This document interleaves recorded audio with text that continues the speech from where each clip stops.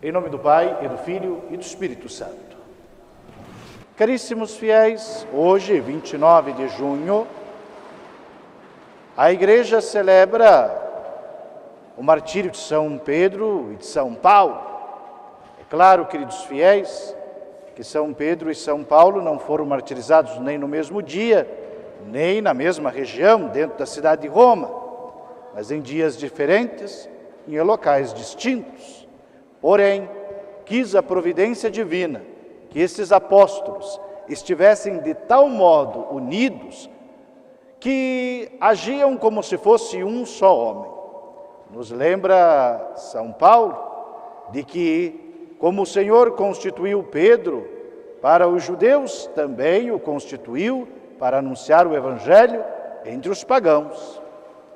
E se pensarmos que São Pedro é o príncipe dos apóstolos e chefe do colégio apostólico, e que sua autoridade é dada pelo próprio Cristo, nosso Senhor, podemos aqui pensar, por que nosso Senhor escolhe Pedro? De fato, São Pedro não era o primeiro dos discípulos de Jesus. Se olharmos com atenção, veremos que o primeiro a seguir nosso Senhor é Santo André, irmão de São Pedro. E é o próprio André que vai apresentar Jesus a Pedro. Santo André, que primeiro fora discípulo de João Batista, ao ouvir dos lábios do próprio João Batista, eis o Cordeiro de Deus que tira o pecado do mundo, apontando para o Cristo, nosso Senhor, deixa João Batista, corre atrás de Jesus e, permanecendo com Jesus, depois vai anunciar a seu irmão Pedro: encontrei o Messias, o esperado de Israel, e vai apresentar Pedro a Jesus. Também não é o discípulo com maior capacidade diplomático-administrativa, com melhor formação. Este talvez fosse ser São Mateus, que tivera uma instrução maior. São Pedro, em muitas circunstâncias, é de temperamento difícil para congregar os outros. É violento, vai cortar a orelha de Malco e também agirá de certa forma que até Cristo lhe repreenderá. Não pensas como as coisas de Deus, mas como as do mundo. Afasta-te de mim, Satanás, dirá em outra passagem o Senhor sobre São Pedro. O que faz então eleger este? Também não é o discípulo mais amado de Jesus. Este é João, apóstolo e evangelista, o mais jovem dos discípulos, ainda naquela pureza da adolescência. Nosso Senhor resolve dedicar mais atenção, porque em tal idade as coisas do céu são mais compreensíveis e claras. E ali dedica tanta atenção a São João que vai causar até inveja entre os outros. E o próprio São Pedro vai perguntar: e este, que há de ser dele? De tamanha predileção que Nosso Senhor demonstrava ao apóstolo São João. Por que escolhe então Pedro? Bem, é chefe porque deve congregar todos. É pela fé de São Pedro. Fé que se manifesta hoje nesta passagem do Santo Evangelho. Quem dizem os de fora que eu sou? Dizem tantas coisas. João Batista, Elias, o Jeremias, alguns dos antigos profetas. Que dizem os de dentro, os da igreja, os discípulos, que eu sou. São Pedro, tomando a palavra, vai afirmar: tu és o Cristo, o Filho de Deus vivo. Ora, queridos fiéis, já André havia anunciado que encontrara o Cristo, o Messias esperado de Israel. Por que a fé de São Pedro aqui distancia-se daquele primeiro anúncio que o irmão mesmo lhe fez no convite? Bem, Não se trata a fé aqui como simples conhecimento intelectual, como constatação de fatos, mas como graça sobrenatural. Nós dizemos que são 3 as virtudes que nos vêm do alto, que só Deus mesmo pode nos dar: a caridade, a esperança e a fé. Esta é dom de Deus, dado por Deus, e se Deus dá, o homem há de tê-la. Se não lhe dá, não terá. Esta fé sobrenatural, de origem divina, que Nosso Senhor hoje encontra em São Pedro. E ainda para afirmar vai dizer: não foi a carne, não é ser humano, não é criatura que lhe faz conhecer este mistério, mas meu Pai que está nos céus. A função do Papa, de São Pedro e de seus sucessores na história da Igreja, na peregrinação da Igreja sobre a face da terra, até a consumação da história, é confirmar a Igreja na mesma e única fé que dos apóstolos recebemos e estes do Cristo. Por isso São Pedro torna-se chefe da Igreja. E bem vemos em Atos dos Apóstolos que tal coisa não era figurativa, mas extremamente clara e praticada. Depois que Nosso Senhor sobe aos céus, a Igreja se reúne em torno de São Pedro. Antes, iam levar os doentes, os aleijados, os coxos, até Jesus. Agora, colocam estes à beira do caminho, para que ao menos a sombra de Pedro tocasse eles e ficassem curados.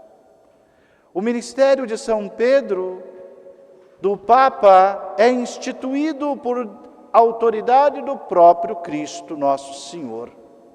E como é um carisma, uma graça, um dom precioso à Mãe Igreja Católica. Com tantos bispos no mundo inteiro, com tantas interpretações, com tantas circunstâncias, como conservar a Santa Igreja naquela unidade fundamental querida por Cristo? É preciso quem a congregue. Se olharmos bem, vemos que de diferentes modos e em circunstâncias às vezes adversas, a barca de Pedro, a Igreja, atravessando o mar da história, por vezes parecia estar a afundar. Quantas e quantas foram as investidas? Quando levado este ou aquele Papa ao cativeiro, quando martirizado este ou aquele, quando preso, quando a sé de Pedro é ocupada por homens de moral duvidosa, um João XII, um Alexandre VI, em todas essas circunstâncias, parecia que tudo estava fadado à ruína, e a história já parece ter um fim pré-estabelecido, quando de repente, como hoje, em Atos dos Apóstolos, Deus envia o seu anjo, tira Pedro do cárcere e o põe em liberdade. Assim também, na história, por tantas e tantas vezes, a Igreja parece sucumbir e, de repente, do alto nos vem o auxílio, a graça, por vezes visível, em sua forma mais solene, outras vezes silenciosa, agindo na vontade e no coração dos fiéis, mudando as coisas em cada fibra, em cada tecido, em cada parte do corpo místico de Cristo, surgindo uma vontade inquebrantável à qual ninguém pode se opor, de santidade e de vida divina. Como é maravilhoso! Parecia que a messe do Senhor fora tomada pela enchente, pelo lamaçal deste mundo, pela escória da humanidade. E de repente, da lama batida e escurecida, surge o rebento de uma flor alva, clara, de um lírio puro e imaculado. E toda a beleza e esplendor da igreja retorna à sua alvura e à sua santidade mais original. Ah, queridos fiéis, é realmente auxílio divino o que Nosso Senhor nos dá. Por isso, todos os santos sempre insistem, rezem pelo Papa, orem pelo Papa, coloquem suas intenções em favor do Santo Padre, o Papa. Nisto, o ministério é muito maior que a pessoa, infinitamente maior que a pessoa. Este ou aquele homem pode portar esta missão por um tempo, mas o papado, o ministério petrino, este carisma dado à igreja, supera os homens, os tempos e as mentalidades. Quando pensamos que Roma é centro de nossa fé, alguns podem apegar-se apenas aos elementos externos. Sim, era a cidade mais importante do mundo na época dos apóstolos. Natural que fosse sede da igreja. Não, queridos fiéis. Muitos foram os impérios que os homens criaram. De Alexandre, dos persas, dos egípcios e de tantos outros. Se assim fosse, a sede da igreja devia mudar conforme muda o centro de poder no mundo. E hoje deveria estar, talvez, em Nova York e não em Roma. Roma não é importante por ser sede de império. Roma é importante por ser o solo onde os santos apóstolos Pedro e Paulo deram o perfeito testemunho de Cristo, derramando seu sangue. Abaixo da Basílica de São Pedro estão as relíquias do santo apóstolo. Ali está o seu túmulo, e a igreja é para proteger este túmulo. Embaixo da igreja de São Paulo, fora dos muros, estão as relíquias do santo apóstolo. E a igreja, a basílica, é erguida para proteger o seu túmulo, o lugar de seu repouso até a ressurreição dos mortos. Nisto, Roma torna-se o centro de nossa fé, por ser sede do bispado de São Pedro e por ser a testemunha do sangue dos apóstolos Pedro e Paulo. Nisto, Roma tem sim uma missão universal: congregar toda a igreja, dispersa no mundo inteiro, na mesma e única fé. E no centro de Roma, ali está o Santo Padre. Este deve fazer a missão do apóstolo São Pedro. Qual seria então a essência de todo o apostolado petrino? Bem, vimos passar vários papas dos últimos anos. Alguns de nós já estavam vivos quando este ou aquele pontífice subiram, mas pelo menos os últimos 3, a maioria de nós adultos, recordamos bem. Que é a função do Papa? Atravessar o mundo inteiro, como João Paulo II, de nação em nação, visitando cada um dos países? Não. Tantos foram os papas prisioneiros nos muros do Vaticano, que não podiam sair a não ser na janela.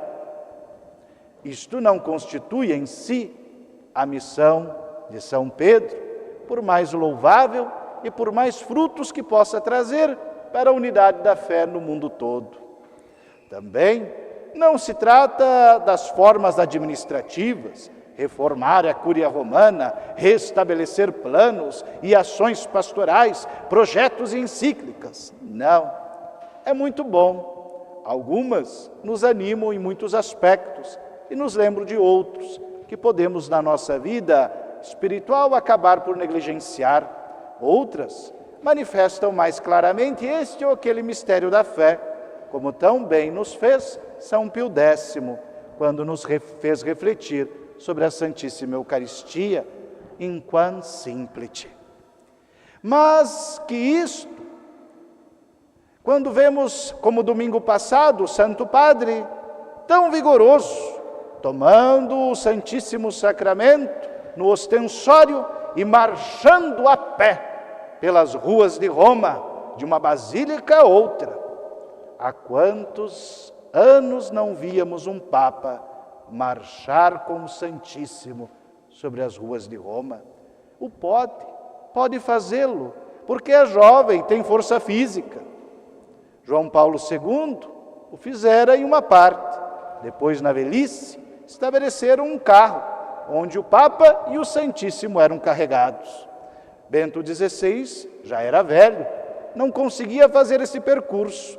E Francisco, eleito com um joelho estourado e com um pulmão só, não chegava ao fim da Praça de São Pedro. Nisto, percebemos que não é o vigor físico, não é a prontidão para a batalha corporal que faz do Romano Pontífice verdadeiro sucessor de São Pedro em sua missão. Não é a força física nem a vitalidade intelectual.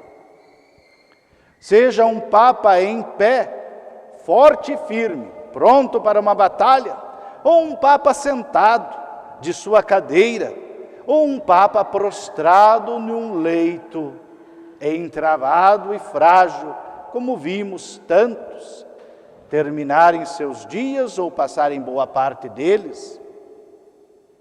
Em qualquer uma destas circunstâncias, o único e definitivo aspecto do ministério petrino, que é irrevogável e intransferível a qualquer outrem, é confirmar a Igreja na mesma e única fé que dos apóstolos recebemos. Aquela mesma que Cristo lhes ensinou. Tu és o Cristo, o Filho do Deus vivo.